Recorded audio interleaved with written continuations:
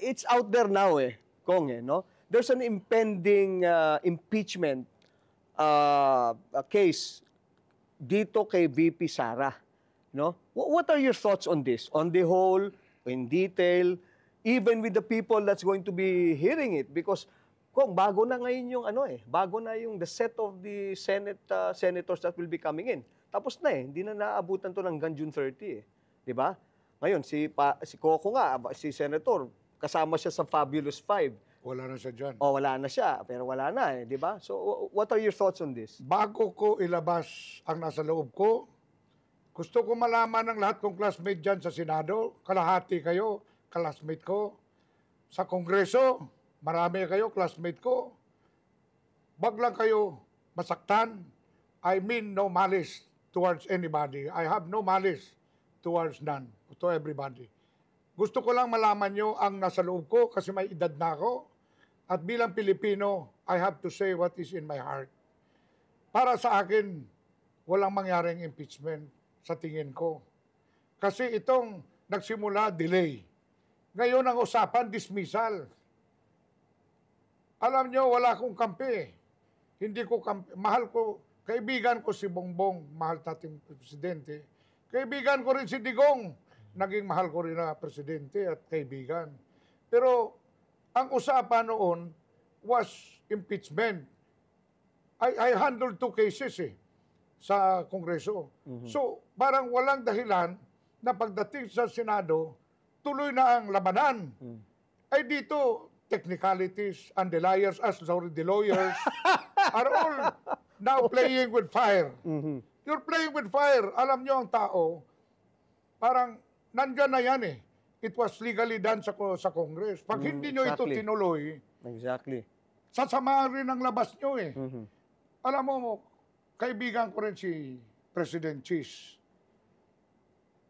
Mayroon ng date na sabi nyo, June 2, ayusin. Okay na.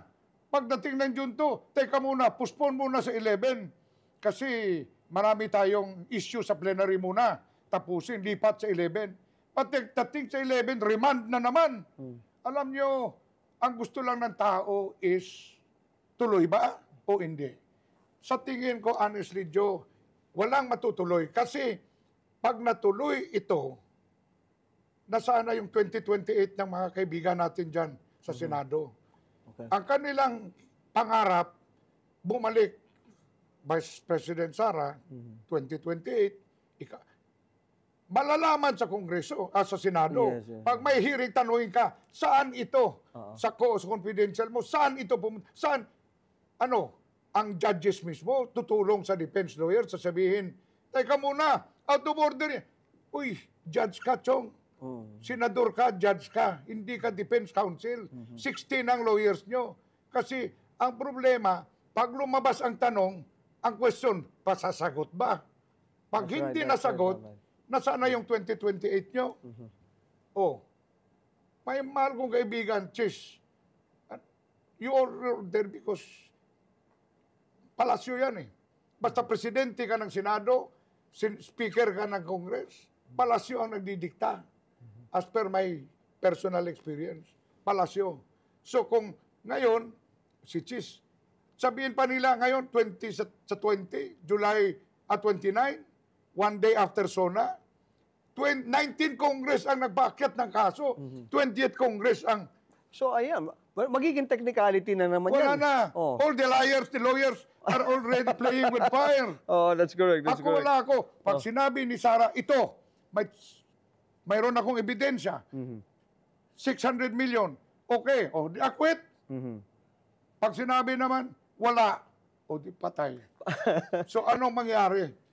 Kasi kontrolado ngayon ng Senado ng pro Sara, pro Duterte.